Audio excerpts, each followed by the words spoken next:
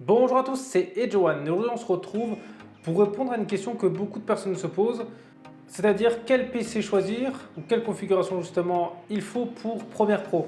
Parce que c'est vrai que c'est une question que je vois souvent sur les forums ou des fois dans les commentaires que certaines personnes justement souhaiteraient se lancer sur Premiere Pro, voilà, ils ont des projets à faire dessus et ils savent pas trop quoi prendre comme PC ou comme configuration.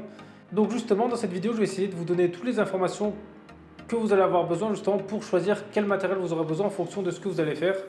Parce que justement, contrairement à ce que vous pouvez penser, pour moi, il n'y a pas vraiment de configuration typique pour Premiere parce que ça va dépendre vraiment de ce que l'on fait. Entre quelqu'un par exemple qui va faire de l'édition sur par exemple, des fichiers en 4K RAW ou quelqu'un par exemple qui va faire justement que du montage ou des compilations de vidéos, par exemple des compilations de vidéos YouTube ou d'autres sites de partage de vidéos pour faire une compilation. Et bien là, ce ne sera pas du tout justement la même capacité qu'il faudra pour le PC, ni la même quantité de ressources que ça va demander. Et donc, on va commencer tout de suite par le processeur. Alors, pour le processeur, il faut au moins compter un Intel de 7ème génération. Voilà, prenez genre un i7 7700, quelque chose dans le genre là. Avant, ça va être compliqué. Et du côté d'AMD, justement, Premiere recommande des Ryzen à partir de la série 3000 parce que c'est vrai qu'avant, niveau optimisation, des fois, les processeurs AMD étaient pas super optimisés, donc des fois il y a des baisses de performance. Donc là, c'est vrai que la série 3000, c'est vraiment la série la plus aboutie justement de AMD. Donc partez au moins là-dessus, voilà, au moins sur un Ryzen 5. Parce que l'avantage justement des Ryzen, c'est qu'il y a un peu plus de cœur, même si on ne prend pas directement un 7. Donc prenez un Ryzen 5 ou un Ryzen 7 des séries 3000 ou un Intel 7ème génération. Voilà, donc ça après, pour prendre un 8, 9, 10, hein, ça peut être bien aussi. Donc ça, après, ce sera à vous de voir si vous préférez Intel ou AMD.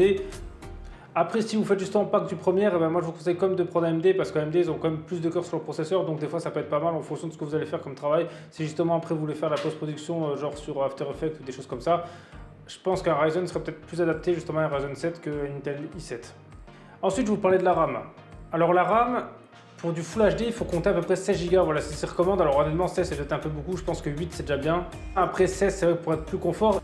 Et pour la 4K, ils recommandent 32 Go de RAM. Et ensuite la carte graphique, alors c'est vrai qu'ils recommandent à peu près d'avoir 6 Go de RAM. C'est vrai qu'entre 6 et 8 c'est bien, je pense que maintenant de toute façon de nos jours, il n'y a que certaines cartes graphiques qu'on trouve à 6, sinon en général maintenant c'est 8, 12 voire 16.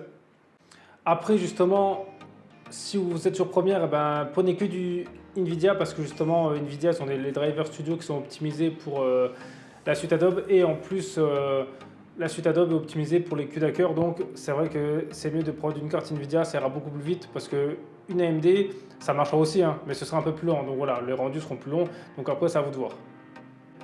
Et ensuite le disque dur, alors c'est vrai que ça c'est important, on n'en parle pas souvent, parce que en fait, si vous n'avez pas un disque dur assez rapide, et bien malheureusement quand vous allez mettre vos fichiers justement sur le logiciel, ça risque d'être assez lent et ça risque de ramer même si vous avez une config de fou derrière.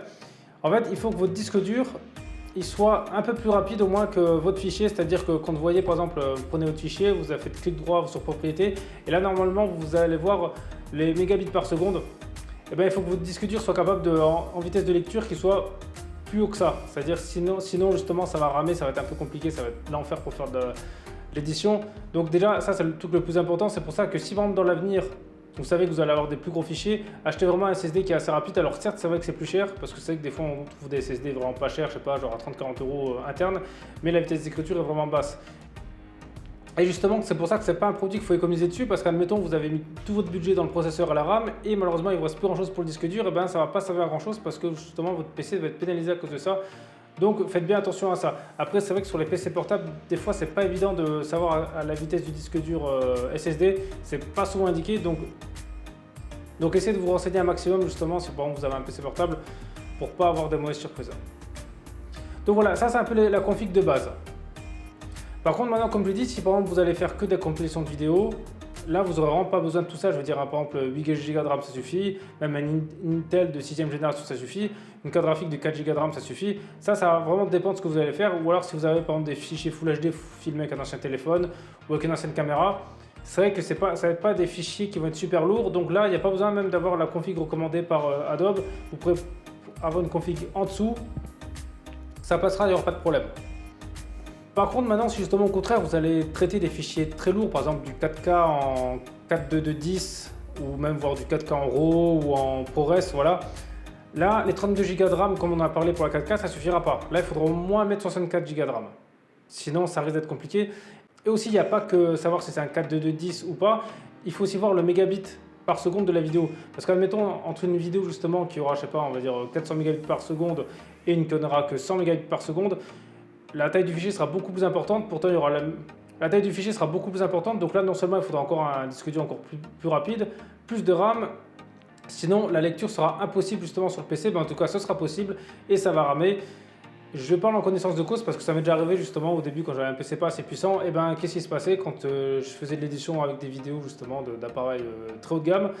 Et ben, c'était en mode diaporama, c'est-à-dire qu'il n'y avait quasi pas moyen de faire l'édition. Voilà, c'était super lent, donc c'est pas possible. Voilà, c'est lent. Alors c'est possible. Donc voilà, c'est vraiment un enfer. Donc c'est pour ça, en fonction de ce que vous allez faire, si vous travaillez justement sur des appareils très haut de gamme, prenez justement 64 Go et ça peut monter jusqu'à 128 Go si par exemple vous allez travailler sur du 8K en RAW, voilà, sur des caméras de cinéma, ou même là sur le dernier Canon R5C.